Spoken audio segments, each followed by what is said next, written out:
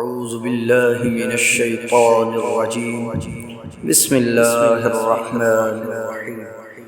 قل يا أيها الكافرون لا أعبد ما تعبدون ولا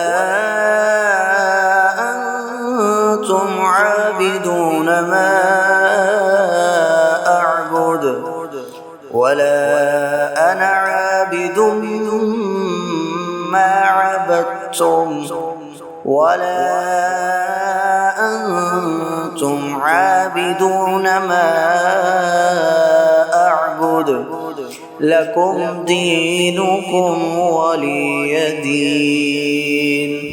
صدق الله العظيم.